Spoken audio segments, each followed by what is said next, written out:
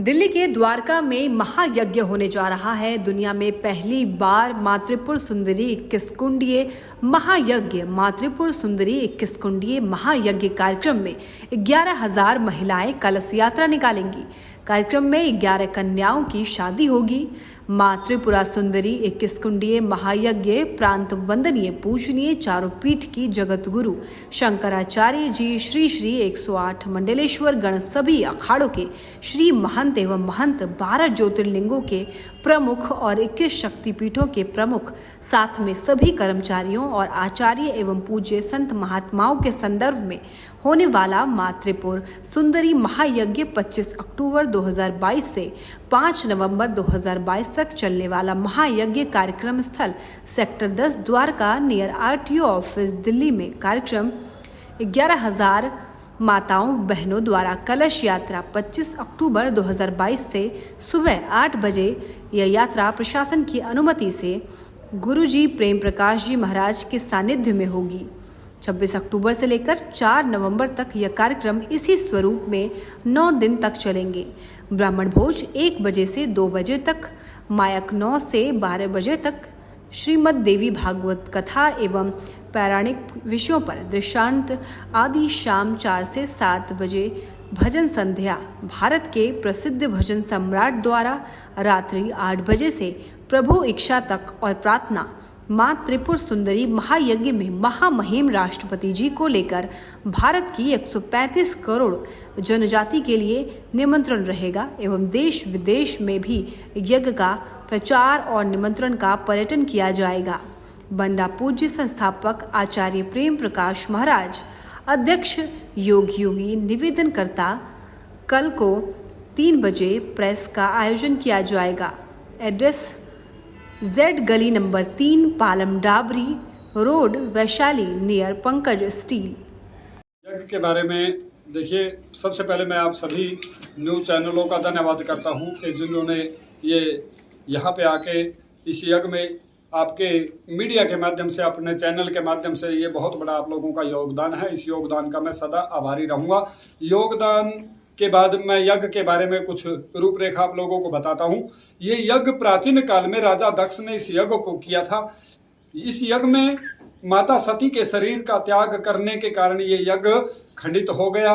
उसके बाद जब द्वापर युग का अंत और कलयुग का प्रारंभ हुआ तो द्वारकाधीश भगवान नारायण के कहने के अनुसार राजा जन्मेजय ने इस यज्ञ का आयोजन किया और कारणों से ये यज्ञ तब भी संपन्न नहीं हुआ। लेकिन आज कलयुग केवल नाम आधारा, सुमिर सुमिर नर उतर ही पारा। इस समय का एक आनंद, इस समय का फायदा उठाते हुए, क्योंकि यहाँ समाज में धर्म और अधर्म दोनों बराबर हैं, इसलिए इस यज्ञ का हमने संकल्प किया है कि ये यज्ञ जो प्राचीन काल से, जिस यज्ञ के बारे में, जिन शक्तियों के बारे में मात्र हम सोचते और सुनते आए हैं, ये त्रिपुर सुंदरी 10 महाविद्याओं में श्रेष्ठ वर देने वाली धात्री है और उसी का हमने इस यज्ञ का आयोजन किया है कि इस यज्ञ के माध्यम से हम भारत में एकता का और हमारी परंपराओं का ये संदेश जनमानस तक पहुंचाने के लिए इस यज्ञ का आयोजन किया है। कितने बाबा यज्ञ में शामिल रहेंगे? इस यज्ञ के अंदर हमारे तीनों शंकराचार्य को हमारा निमंत्रण है।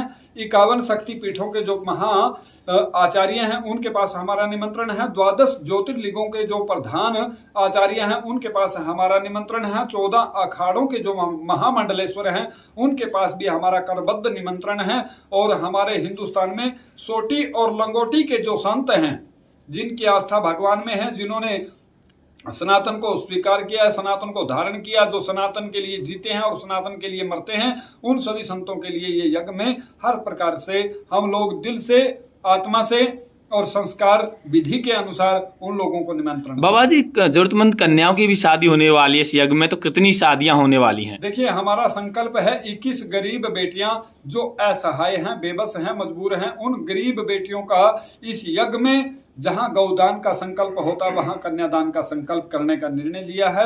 और इस यज्ञ में मेरे जो सहयोगी हैं उनकी बड़े योगदान से हमने इस यज्ञ का आयोजन किया है। कलश यात्रा भी निकाली जाएगी, उसमें कितनी महिलाएं शामिल रहेंगी? देखिए, महिलाओं का तो कोई अनुमान नहीं, लेकिन ये यज्ञ वाक्य में ही देखने के योग्य होगा, जिसमें कोई अनुमान नहीं, क्योंकि हमारे साथ जो लोग जुड़ रहे हैं वो भारत के कोने कोने से हमारे पास संदेश आ रहा है कि महाराज जी, पंडित जी, गुरु जी, मैं भी कलश यात्रा में शामिल होंगे। यानी अनुमान कुछ नहीं है, ये यज्ञ वाक्य में ही एक विशाल महायज्ञ कुंभ के समान होगा। कब और कहाँ पर होगा सर? ये 25 अक्टूबर को कलश यात्रा का आयोजन किया गया है। 26 यज्ञ को प्रातः 8 बजे यज्ञ प्रारंभ होगा और 4 तारीख को 4 नवंबर 2022 4 तारीख को पूर्ण आहुति है और उस पूर्ण आहुति के साथ साथ गरीब बेटियों का विवाह है। हमारा जो विदाई समारोह है, हमारा प्रयत्न यही रहेगा कि 5 नवंबर को विदाई समारोह हो। जिन हमारे सहयोगी ने इस यज्ञ में अपना पसीना लगाया, मेहनत की, प्रचार किया, उन मित्रों के लिए भी हमने एक विशेष उनकी मान प्रतिष्ठा के लिए आयोजन किया है। वो आयोजन 5 तारीख को होगा। ठीक। हर हर महादेव। मैं योगेश। माँ त्रिपुर सुंदरी महायज्ञ जो कि द्वारका सेक्टर 10 में किया जा रहा है, इस यज्ञ के अंदर हमारे जो स्वरूप है, इस यज्ञ को सफल करने के लिए हमने जो निमंत्रण दिए हैं जगत गुरु शंकराचार्य, तीनों शंकराचार्यों को सादर आमंत्रित किया है। इस यज्ञ के अंदर हमारे आचार्य महामंडलेश्वर हैं, 6 आचार्य महामंडलेश्वर हैं, जिनको हमने इस यज्ञ के लिए निमंत्रण दिया है। और भिन्न भिन्न अखाड़ों के श्री महंत और श्री महंत 1008 महामंडलेश्वर सबको सादर आमंत्रित किया गया है।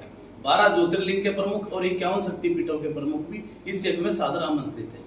ये यज्ञ द्वारका सेक्टर 10 RTO ग्राउंड में होने जा रहा है, जिसमें कि द्वारका की सबसे बड़ी रामलीला होती है, उस ग्राउंड में यह यज्ञ होगा।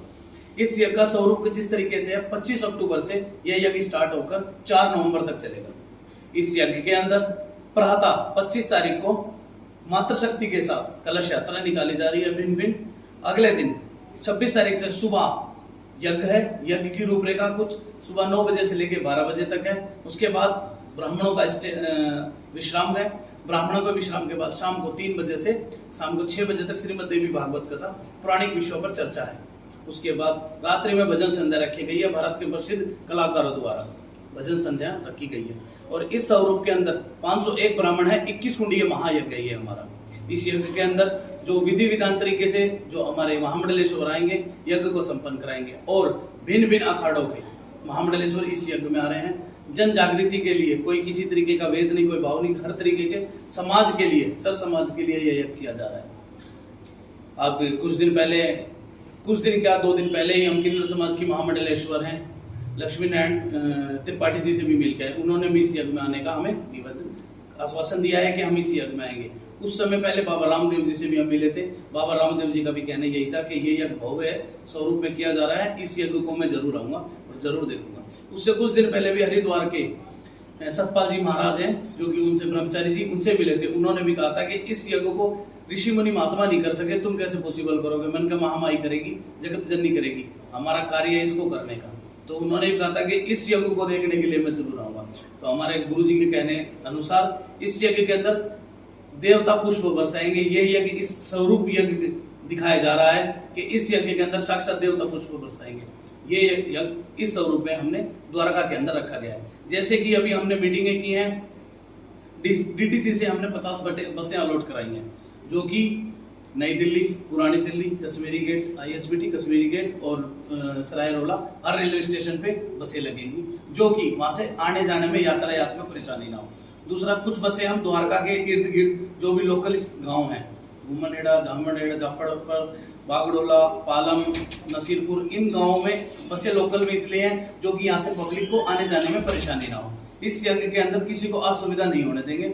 मैंने ये है यज्ञ को भव्य स्वरूप में लिया है और इस यज्ञ में मैं सबको आने के लिए हाथ जोड़कर निवेदन करता हूँ, इस यज्ञ में आए और इस यज्ञ का प्रचार भी करें और देखें भी। जय श्री राम, हर हर महादेव। धन्यवाद, अभिनंदन करता हूँ।